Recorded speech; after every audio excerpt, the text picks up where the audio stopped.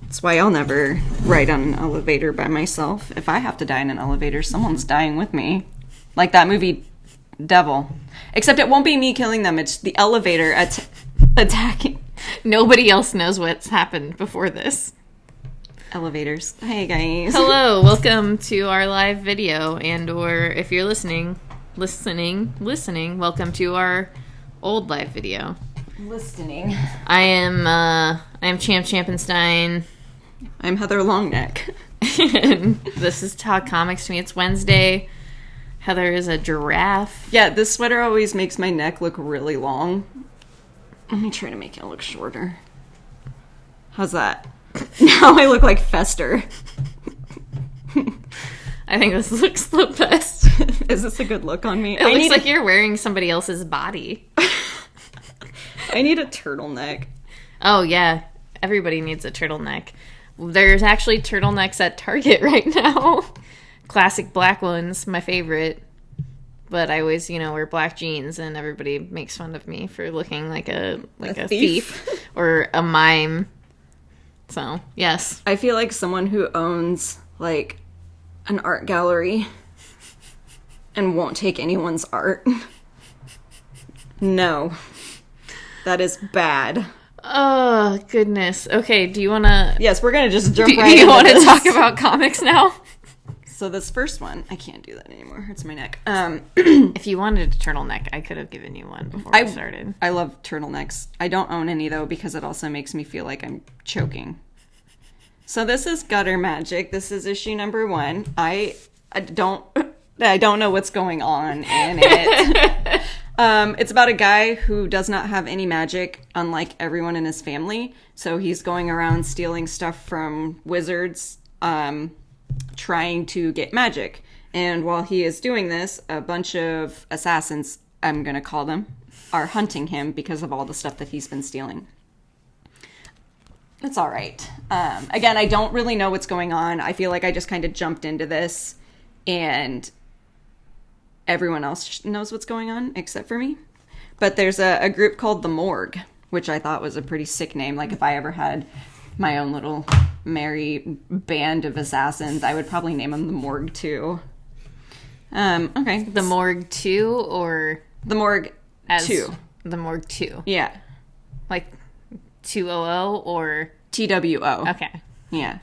Number 2. Number 2. Yeah. And you'd put the number sign. Squared. Hashtag 2. Yes. Okay. Sorry.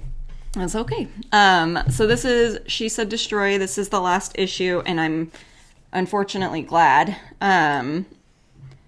This issue is literally the face-off between Morrigan, the goddess of death, and Bridget, the goddess of the sun. And what Nightman versus Dayman? Yeah, that's what it is. Yes. Yeah, it's hard to explain if you, like, because I didn't really go in depth with any of the others when I talked about this one, because I wasn't really into it. I just really liked the art and how cute it was. But it's a weird ending, but I guess it makes sense for the story. I guess I don't either want to give it away. Someone dies. But it's basically about fate and how Goddess of Death loves death. Surprise. It's all right. It'll be in trade soon if you want to give it a try. If not, I'll just give you these issues. That's all for me. Okay. Just kidding. Just right now. Those are the 2. I still have way more. I read 2 comics this week. That's it. So I have everything. This is issue number 2. I roughly know what's going on. It's about a grocery store. It is a convenience store. It's a Walmart. Oh, okay. Like a Walmart type thing. It's supposed to have like everything you can think of. Like there's this whole like idea of things to get warm next to the fire that they have. It's like really weird. I feel like I'm watching like an old school horror film that I don't understand. Okay. And I feel like I have an idea of what's going on, but it's probably, not right at all. It's just really, if you want to read something really fucking off the wall, this is definitely one. It's got everything. It's like, it's got everything. The store kind of seems to be possessing people in the town or doing something to them. It's that Walmart episode of South Park. Kinda, yeah. I mean, I'll find out. That's literally... I've seen into the future. I know what this series is about. Well, I'm gonna now finish it and then put every page together or every book together and then watch the Walmart episode and see what happens. Okay. If they're singing Kumbaya outside of this thing at the end, I'll know for sure. Jesus. But yeah, I like it a lot. The art's really good. And it's just like really, like I said, weird and interesting. Kind of like that kind of horror-ish, more of like a psychological what the hell's going on thing. I love psychological thrillers. Okay, let's go. This is an actual horror. This is actually a horror. This is Deceased. Yeah. This is everyone in the DC universe getting killed. Yeah, basically. They're all becoming techno zombies, anti-life techno zombies. Yes. This series I still really enjoy. I like how like each issue now kind of deals with a big person in the DC universe getting turned. Yeah. That's what I feel like it is. It's just... And or like the idea of, like, it does bring in that idea of like trying to rebuild and protect everybody who has survived. Running out of places to do it. Yeah. Because everything gets taken over. They have successfully destroyed the internet. Mm-hmm. Which was a big problem for them because that is part of what started this Lois Lane. thing. Lois Lane punches Lex Luthor right in the face. Yeah, and says, "Shut up, dude. You're smart, but we hate you." Just fuck off. Yeah. We're only letting you in here because you might help us. Ow. What the fuck did you do? My ring just stabbed me in the chin. Oh no. Anyway, this one actually has like 2 really big important people dying in it. Yeah? Which I love the way that it's done, honestly. Oh my god, I forgot all about that. Yeah. So that would be like 3. 3, yeah. 3 really big people dying because of, what's his name? John? Yeah. John Jones. Yeah.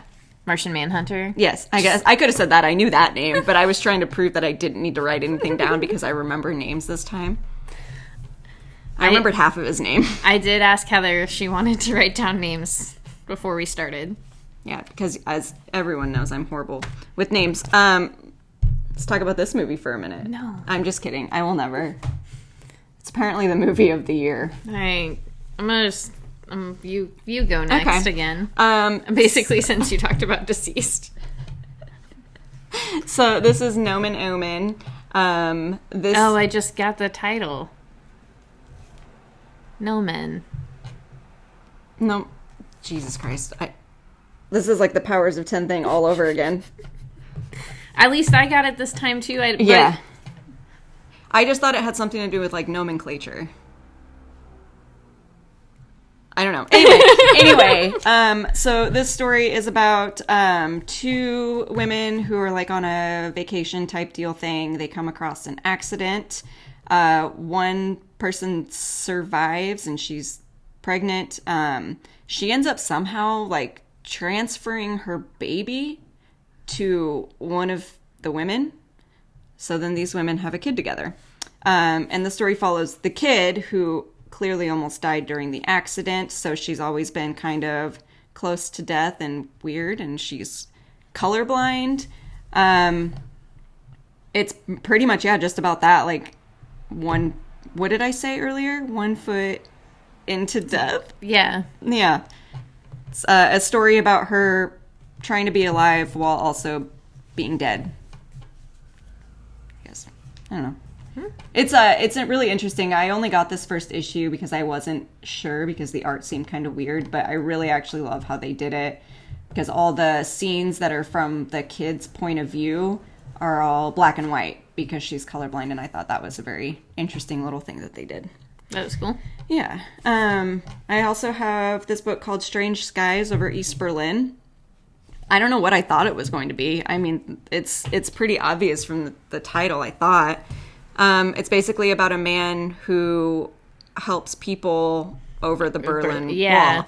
But the thing is, so it was never torn down. Instead, it was, like, built higher. So it's harder to, like, get out. But one night he's, like, trying to sneak these people out. They get caught. And as he's, like, running away, something hits on their side of the wall, but no one actually, like, sees what it is. So as a spy, he has to, like, infiltrate the government because he needs to find a way out because the main Stasi knows his face and, like, knows what he's been doing and is after him. So he ends up going deep into their government, into, like, this underground bunker where he's interviewing this man who had apparently seen the thing that landed on their side. He kind of speaks in riddles because he's losing his mind. Mm-hmm. Something happens to him, and they get all quarantined in the little underground bunker. The main spy is in there with the Stasi. That's after him. It sounds really interesting. Yeah, it is. It's very, very interesting. The art is pretty cool. Especially, like, the page where the guy is, like, losing his mind. Oh, yeah. Like, something happens to him, and that's why they get quarantined. Okay. Yeah. That's interesting. This is also another one I only got the first issue for. I think it's only 4 issues, so I think I might just get the other ones just in case. Because it was really interesting. I do remember seeing that in previews and being, like, interested, but not 100% sure on that. But kind of sad that I did not. Yeah. I can leave it so you can read it. Yeah, I could read that and Harleen at the same time. Yeah, it's and this one's actually, like, a pretty quick read. They do a really good job of explaining, like, the people and the situation, without, like, overwhelming you with information, which is what I liked about it because I like to read real fast. Yeah, I know you. I've been slowing down. Been getting a grasp on what I'm reading. Your turn. That's not what I mean. I was just trying to be helpful. I know. Sometimes though, when I do read things that are more complicated, I just blow through it because I don't want to read and try to figure it out.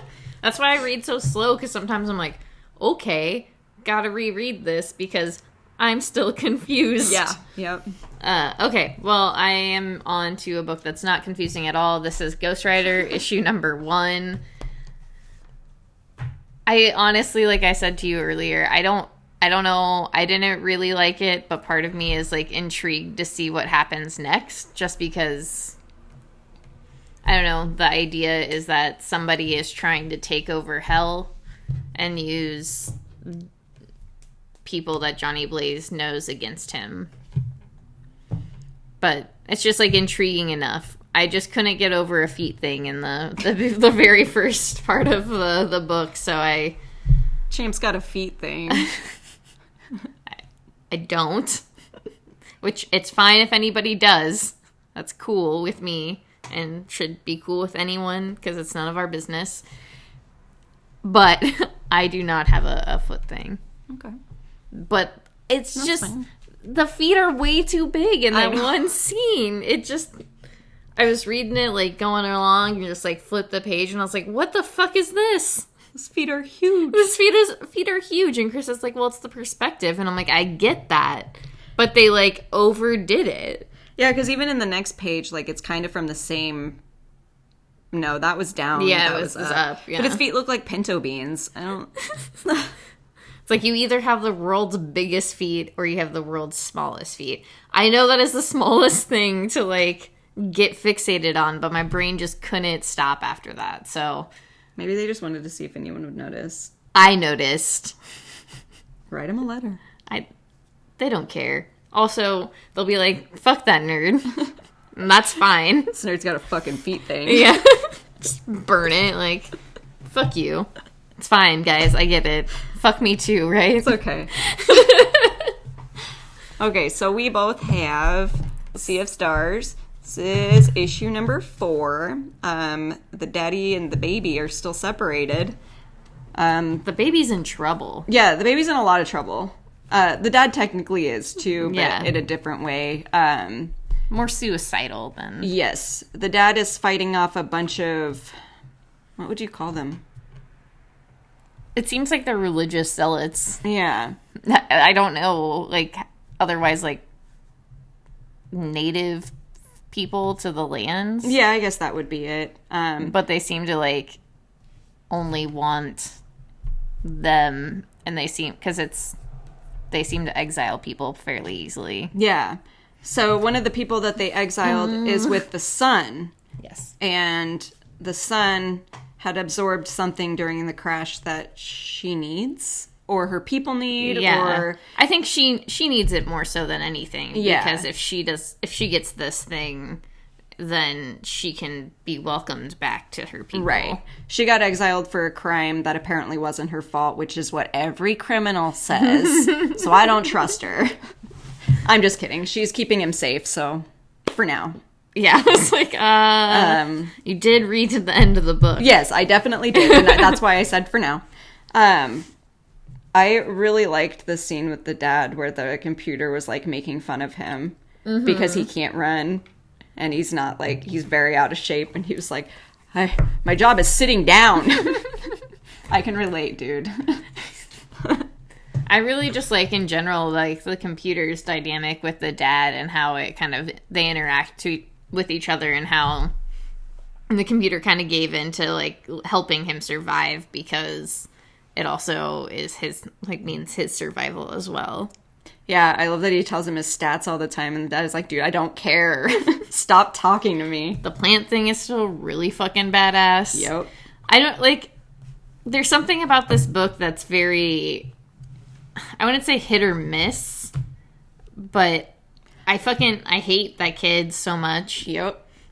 I think in this issue, though, he kind of, I softened a little towards him because he was, he does miss his dad. Yeah. And he makes the computer play back that message all the time just so he can hear his dad's voice.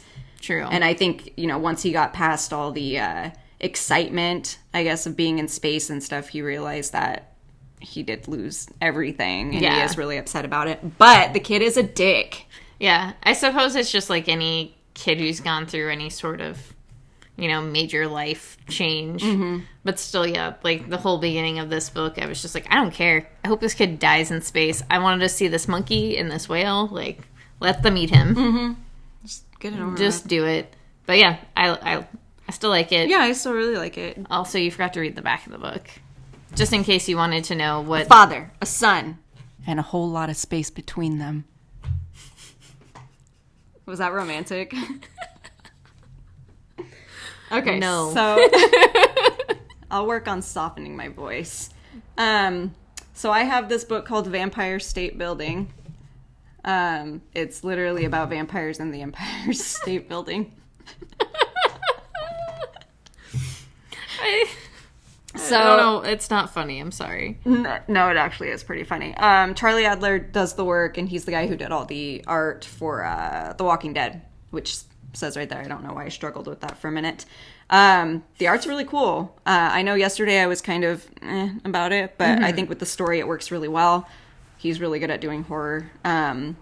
It's basically a group of friends. They meet on the Empire State Building because one of the women there, her dad, helps manage it, or she does something with it, so she managed to snag a free pass for her friends so they could go there to celebrate one of the other guys moving, accepting a job somewhere and moving, which is Cloverfield.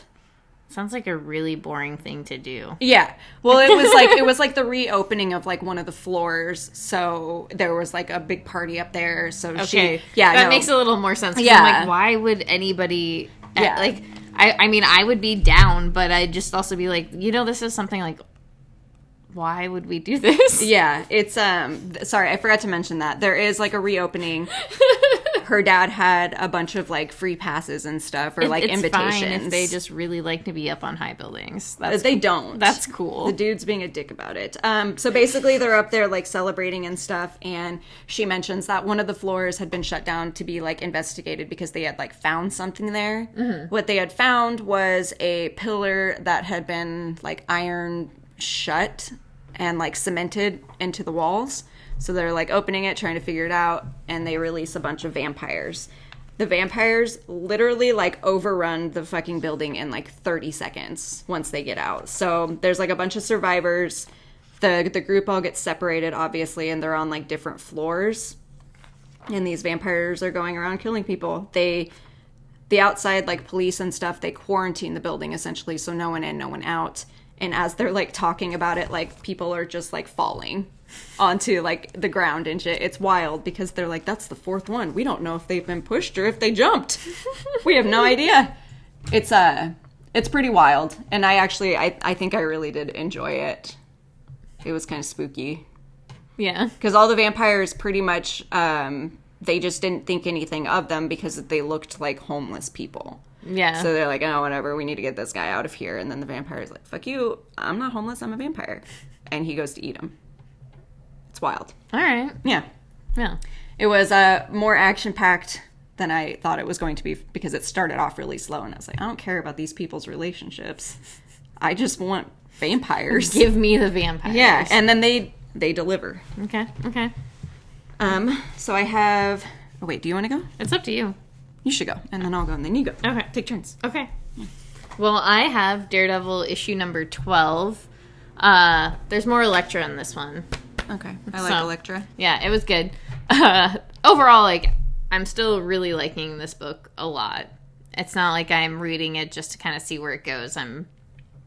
Every issue, I just kind of want a little bit more. I want it to last a little bit longer because I just really like the story. But this kind of just deals with, Matt still just being weak and just not wanting to hurt anybody, but at the same time losing because he's just, like, so out of practice. And so, Elektra comes once again and is like, weak man. You weak man. You weak man. Let me just teach you how to do this because you're just not smart enough. How long has it been since he, like, stopped being Daredevil? Does it say? Like, is there a timeline? I can't remember. And honestly, I'm not sure if it says. Okay. But it has to be, like, some sort of time. Yeah, I would say at least, like, a year. Oh, okay, yeah. You can get real out of shape in a year. Because, he got hit by the bus, and then was in the hospital and almost died. Recover from that. And then he stopped being Daredevil. Yeah. So maybe, like, a year and a half, 2 years. Somebody tell me. I don't know. I feel like a year and a half would make sense because getting hit by a bus and almost dying, I feel like recovering from that would be at least 6 months. Yeah, and I guess the first time he went out as Daredevil, he was still kind of like, he killed a man. Yeah. I don't know, but it's still great. I love it. I like the idea that, like, Elektra is gonna reteach him how to, like, fight so he can still not kill people. That's really cute. Yeah, and then, the whole thing, like, Wilson Fisk is trying to get his way into society and not, brown his nose in criminal activities anymore. So he's just trying to, like, show people who he can be, and they kind of just, like, there's one man in particular who just, like, fucks with him and is just, like, jabbing the bear. And you saw what happened. Yep, it was brutal. So, yeah. Okay. Chip. Little Chip. Chip. Weaves a good yarn. Will Chip dip. Okay. One chip dip. One chip dip, yeah. I don't have any chips today. I have Berserker Unbound, issue number 3 of 4. This one, honestly, is kind of a filler. Like, the first half of it feels like that anyway. It's just the homeless man and then the Berserker from the past. They finally come to some sort of understanding, even though there is that language barrier between them. He goes back to the cave that he had come from with all the magical etchings and stuff, like, trying to figure out how he can get back home.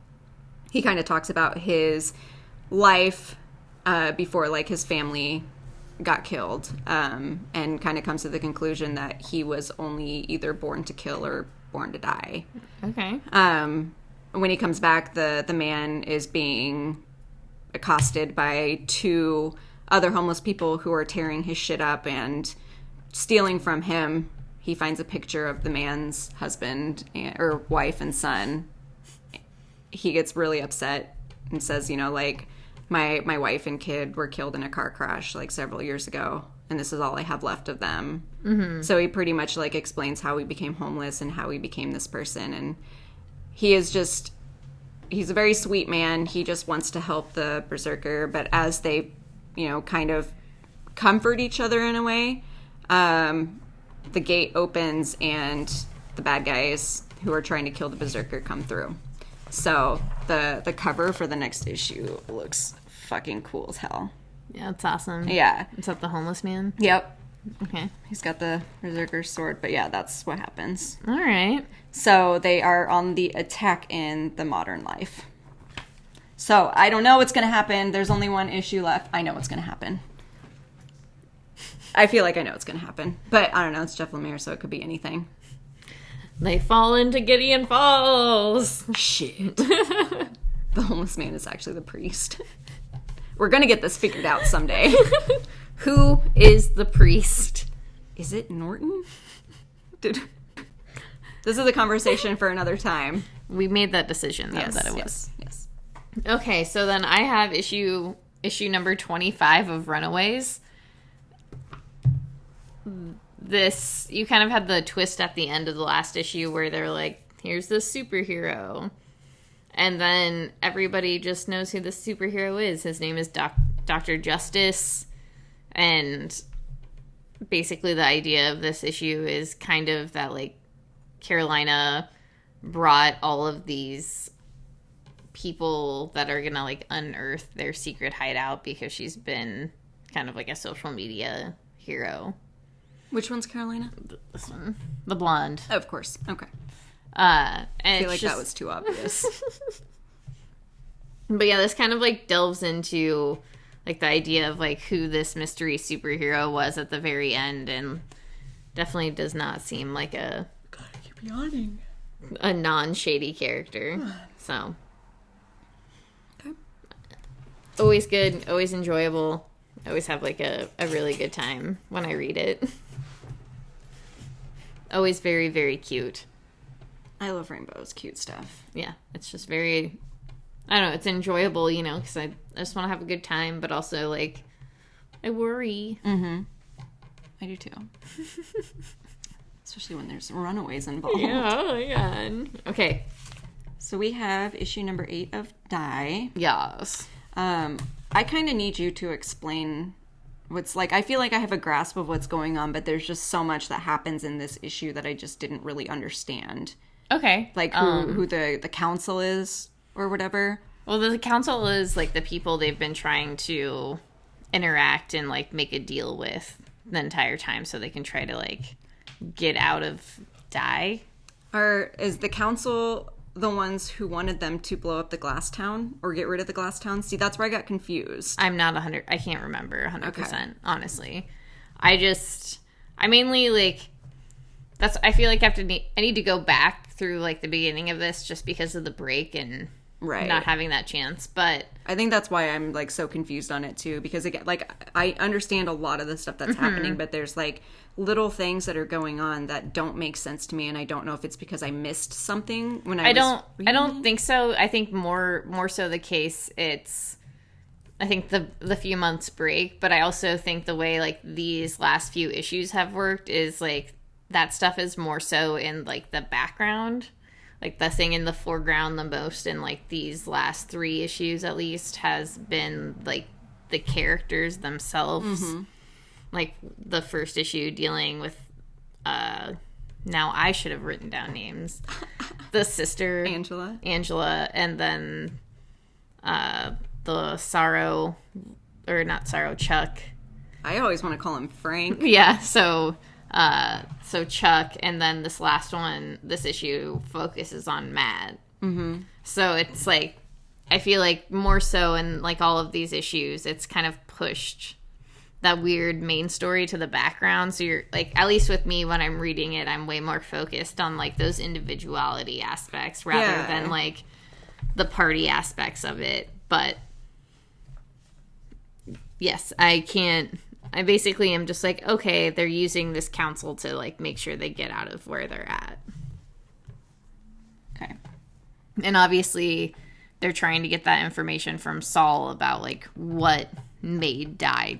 Yeah, like, how did he create this game, Yeah. and why can't they get out unless everyone is with them? Mm-hmm. It's just really interesting. Mm-hmm. I do like the character dynamics. Mm-hmm, for sure. Ouch. The art is still really good on this. Yeah, the art is guys. really, really, really great. Pretty cool. Me? Yeah, go ahead. Okay. So I have issue 2 of the Necromancer's map.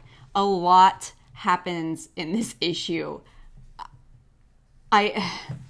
So basically, this Necromancer and her traveling companion, Elisar, they go to this temple to try to find out what this map is. While there, did I word that right? What this map is. Yeah, it didn't sound right. While they're there, they come across one of the monks, I guess you could say. He is dying from this illness that is very common within the group, I guess, the religious quarters that they live in. So Elisar ends up leaving because he accidentally got killed and is still really pissed about it, which is understandable. He goes to the elves where their girlfriend is. She tells them that, hey, by the way, this illness within that religious group, we created it. So they're trying to find a way to break the spell, essentially, so that the boy isn't sick, isn't like dying from that illness. So much stuff happens.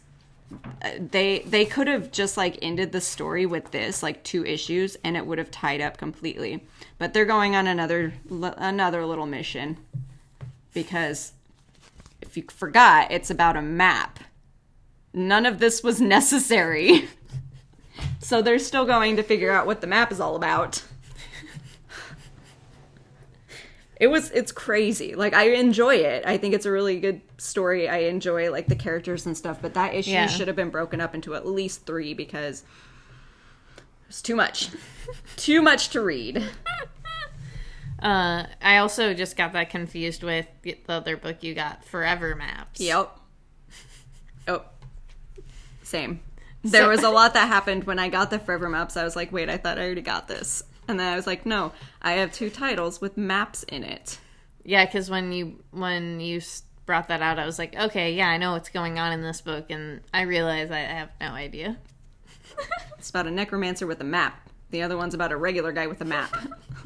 They're both trying to figure out what the maps mean. Okay, well, talking about trying to figure out what things mean. That's the last one, right? Yeah, kind of. This is issue number 12 of Green Lantern. Oops. It did make a lot more sense. It explained the whole end of the last issue where Quaman came, and I was like, who the fuck is Quaman? It's like the reverse, like, anti-Hal Jordan, so it's... What kind of name is Quaman? Regardless, there's a lot going on. And in whole, I've finished 12 issues of Green Lantern, an entire year of Green Lantern. I'm gonna have to go back and read it, because I don't know if I fucking grasped one thing of what happened. I was talking to Max this morning, and I was just like, talking to him like I knew what I was talking about. And I still feel like I have a light grasp, but I need to fully hold on. I need to figure out what the fuck I read. Yeah. Because like I said, I think I understand, and this ties into, like I feel like the last several issues tied together way more than, like, the beginning of the series, and so I just need to put the pieces together and figure out what happened, especially because this also goes into Green Lantern Black Stars, which is basically, or it's not Green Lantern Black Stars, excuse me, it's Hal Jordan and the Black Stars. And the Black Stars, yeah. And it just is a continuation of what's happening. And I want to know what happens. I'm confused. I have a good idea. And so I want to know. Like, it's gonna... Sorry, I can't. It's not you. It's me. I can't stop yawning. But yeah, I just want to know. I don't know. It's really great. The art is fucking fantastic.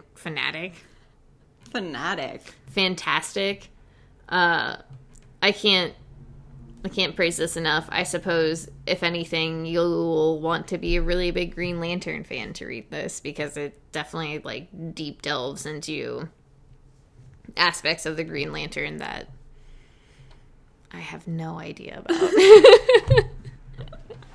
Okay, that's good to know. I'm glad I decided to skip on that. I just feel really stupid when I'm reading it. Like, I should know all this shit about, like, Hal Jordan and, like, the Green Lantern, right? But I don't, so it's fine. It's fine. You go. You talk. Oh my god, it's the Facebook. I was like, I swear when you first pulled up the camera, I was on the other side. How is this happening? Okay. So I have Over the Garden Wall, Soulful Symphonies. This is issue number 3 of 5. Greg and Wirt are creating music for this musical that these two creepy old ladies want them to do. So basically when they sing, they absorb them. They can only get magic through songs. The youngest sister, Sophie, is kind of friends with Greg because, I mean, like, why wouldn't you ever want to be friends with this cute little boy with a teapot on his head and a frog named Mozart? So she feels bad, and she's trying to, like, get them to change their mind because Greg keeps saying, like, oh, you can sing, I'm sure you'll do a great job, like, you have a beautiful voice and all that stuff. So she really likes him because no one else has, like, told her that before, but she can't. They're her sisters, and when she tries to stick up for, you know, the kids and herself, she gets taken care of. No. She's not dead, but I know I worded that weird. She gets thrown into a prison, essentially. So the last 2 issues, she's got to get out somehow and save them.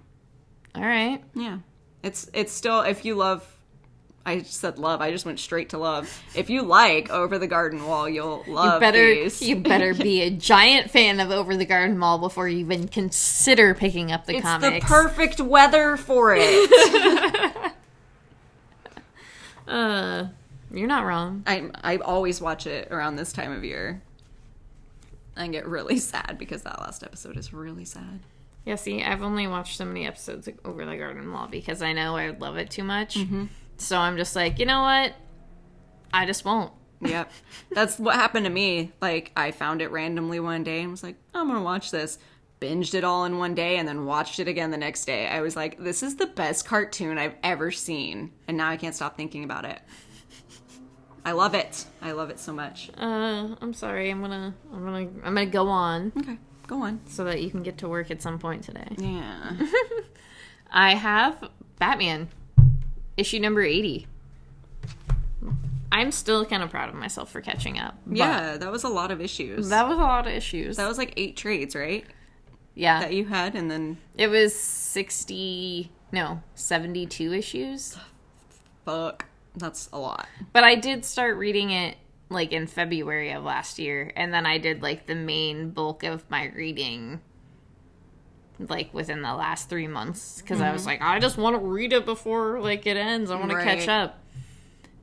And then, you know, Tom King got pulled off of Batman, and now they're doing Batman and Catwoman. Travesty. Anyway, this just, you know, continues City of Bane. This is what, part fucking 6? City of Bane? I know it says. Maybe it doesn't say. Fuck, I don't know. Let me see. I'll find it while you talk about it. So yes, this continues the City of Bane. Batman has made it back to Gotham. Part 6. Part 6. I did it. I knew it. Batman is back in Gotham, and he's just trying to bring everybody out, and then, I don't know. He's pissed. You can definitely tell, like, shit's getting very real. Mm-hmm. And does he know what happened to Alfred? I still don't know. Okay. But he still, like, is willing to, like, put everything on the line, like, regardless, it seems like. It doesn't matter the stakes, necessarily. Okay. Because this issue definitely, like, just like all of the past issues, but this really puts, like, a point in, like, what has been happening, and you've known things are going to go one way or another, but it just, I don't know, there's lots of stuff. This is so good. It's hard to explain. I just am very excited to see what the fuck happens. I'm excited for you to tell me. Been like, all right, I love it. So, with Tom King's exit, are they having anyone else step on, or are they just ending this Batman run? Well, I don't know if you remember me ever talking about my theory of James Tynion taking over Batman. That's who's taking over Batman. Okay. Because I had been thinking about that a few months ago when, I don't know if it was an annual or something that I read that he had a story in it, and I was like, and he's been writing detective for a while. Right. And, so it would make sense yeah, for him to be put on it. And I mean, and he's written Batman, you know. Mm-hmm. So I was like, and he writes a really good Batman. I'm probably, we'll see. Like, I'm going to stick with Batman for a bit. Give it a try and see if I like it, yeah. Okay. You never know. No reason to just be like, well, but I'm just not going to do it anymore. No Tom King, no champ. Yeah. Fuck it. Okay, cool.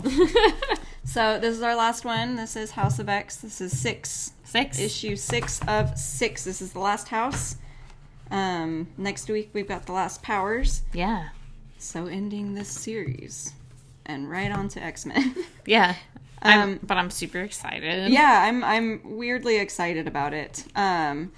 This issue kind of starts. Do you want to talk about your beginning?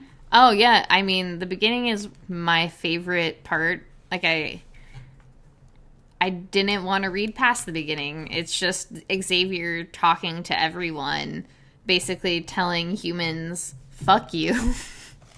We're not going to take your shit anymore. I believed in a dream. You've taken it away from me, and we're not going to take this shit anymore. And I don't know, every beat of it was just like, fuck yeah, dude. Yeah, like, I didn't want to read past that because I was just so satisfied with that alone. Like, I don't care what the rest of the series does. That was, like, one of the best openings for a comic I have ever fucking read. Like, I wish it was a television show because that's how it felt. I felt like I was just, like, watching the beginning of a television show, and then I was like, and then, like, the credits hit me, and I was like, you assholes. Yeah, give it to them. Give it to them. Tell them what they did. Yeah, it's just like, I don't know. I just love the idea of mutants doing what they can to survive and doing it and just not giving a fuck. Mm-hmm. Because they've been putting up with it for so long. Yeah. They've been trying to live peacefully with these humans, but the humans just want them dead. And it's just like they want so little. Mm-hmm. So little. They just want to exist. Yeah. Which I don't think is a lot to ask for at all. No. So then it kind of goes into the Council of Krakoa that they put together, consisting of heroes and villains alike, because you have to have both. You can't just have the good guys and then expect the bad guys to fall in line. You all got to work together, which is what this whole island is about. Yeah. Putting aside all their differences so that they can survive together. And it starts with the trial of Sabretooth, which is incredible. Yeah, no, it's real good. Yeah. Don't want to go into too much detail, especially if you're reading it, because it will spoil a lot. But basically, I love Kurt Wagner. This page. Yeah. Yeah, they come up with a set of rules that they follow, and with those rules, that's how they put him on trial, for, past grievances and stuff. But then it goes into them all celebrating. Yeah, it's, they're just celebrating Krakoa and finally just, hopefully the start of, like, a brand new world for mutants. And it's just so lovely how they're all just... Yeah, putting aside their differences to just celebrate their life. And I'm going to say it again because it is the best thing. Apocalypse sitting alone on all of Krakoa while there's a giant fucking mutant party going on is like a big mood. Big mood, and I relate too hard. I really loved this. Yeah, cute that little whole scene. I thought it was really funny. Jean gives Emma a beer, but like from the back, so she doesn't have to like look at her while Emma's like all up on Scott, like usual. I just thought it was really cute. No, I don't know, I finished this and I was a little sad in a weird way. Yeah, and I love the ending quote. I thought it was perfect. Magneto, just look at what we have made. They made a life for themselves, but we know what happens, so. Yeah, there's nothing good. Yeah. Nothing good ever comes. I just thought it was a very, very good conclusion to the House of X series, because we got to see like what happens in the future, but then we got to see how it all got to where it was supposed to be. And then next, House of X. Powers. Yeah, no, it's Powers of 10. Powers of 10. House of X. Oh, see, I haven't been translating that because I knew you were. Like, why do double the work? You're not wrong. I know. So yeah, with that, it's Wednesday. We did it. We read all of our comics, which was a lot of comics. Yeah, I spent so much time reading these comics last night. Oh. And this morning, because I got to the point where I was like, I can't read anymore tonight. That's why, and this is unnecessary information for our podcast, but right after I get off of work, Chris and I have dinner, and then we watch Righteous Gemstones. We only have 2 more episodes, though, before You it's did watch over. the most recent one? Oh, yeah, dude. Okay. I watch it every week. Okay. It's so good. Yeah. It's the best show. If you are not watching Righteous Gemstones, you're a fucking fool. I can't decide if Judy is my favorite or Baby Billy. They both fucking suck. I love them. I love them so much. Okay, but that's what we do, and then I spend the next, 4 hours reading comics, so I usually get through, 6 comics or so. I do the exact opposite. I get home, read as many comics as I can, and then, as a reward, I eat dinner. Yeah. Always eat first. I should. I'll have more energy. Always reward yourself first, then go on with the rest. I just, Tuesdays I get home from work and I go...